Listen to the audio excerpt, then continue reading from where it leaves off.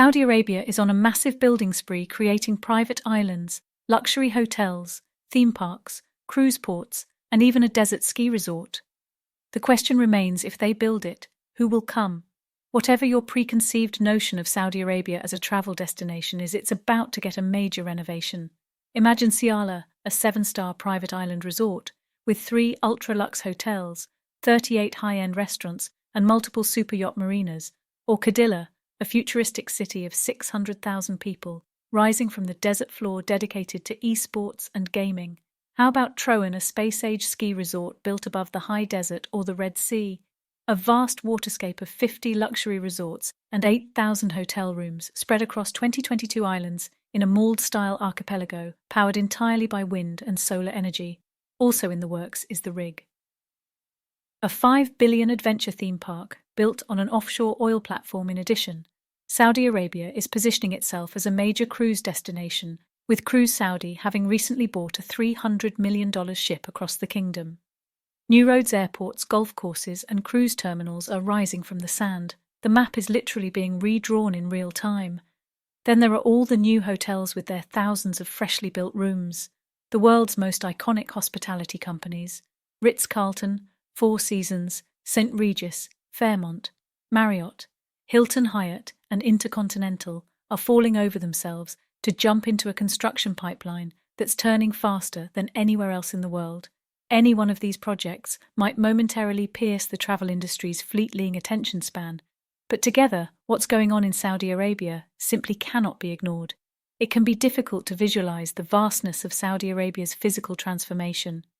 Some of the most notable ongoing projects fall within NEOM of $500 billion built-from-scratch region in northwest Saudi Arabia, where the kingdom is creating new cities, resorts and other developments at 10,200 miles and bounded by the Red Sea to the south and the Gulf of Aqaba to the west.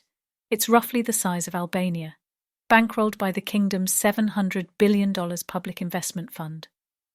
The idea for NEOM was born out of Vision 2030, Saudi Arabia's grand plan to shake off its historic reliance on oil and diversify its economy.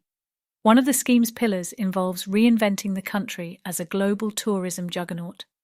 When first announced in 2016, the kingdom's tourism goals seemed fanciful: attract 100 million foreign and domestic visitors to the country every year and grow tourism's share of the economy from about 3% to 10%, and do it all in just 14 years.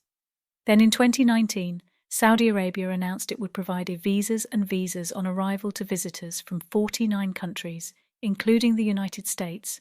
Among other changes announced at the time, female visitors would be exempted from wearing an abaya, the traditional and otherwise obligatory head-to-toe robe in public places, and would be allowed to travel without a male companion. Since Saudi Arabia opened to the international travel market, the speed and spare no-expense approach to its transformation has stunned even the most seasoned tourism analysts. The World Travel and Tourism Council estimates the kingdom has already spent $800 billion, and that doesn't include the massive amounts of foreign investments pouring in. Saudi Arabia had over 24 million foreign arrivals in 2023 and will welcome nearly 37 million in 2030, according to Euromonitor projections.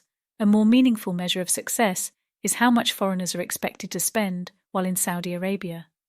Euromonitor predicts that international tourists will spend $38 billion in 2030, but the total economic impact for Saudi Arabia will be far greater after adding in domestic travelers' expenditures and the ripple effect of 1 million new tourism jobs.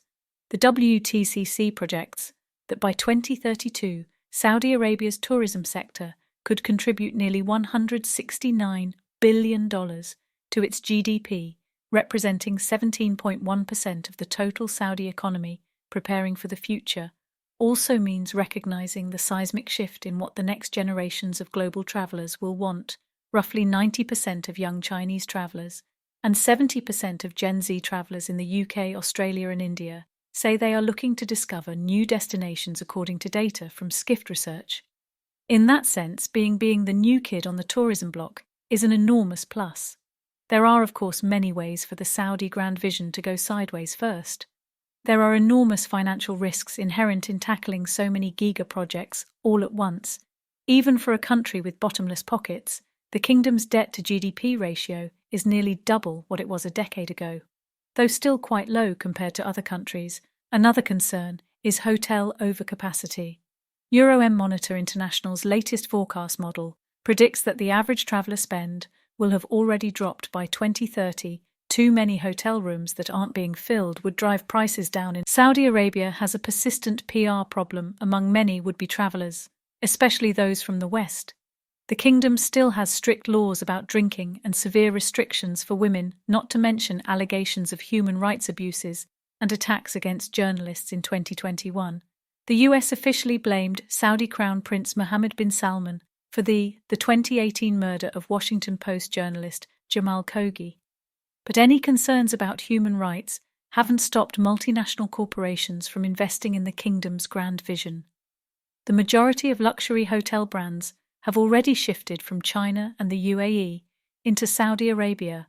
After all, the international travel market loves nothing more than a shiny new destination in an emerging market, and right now the Middle East is having a moment.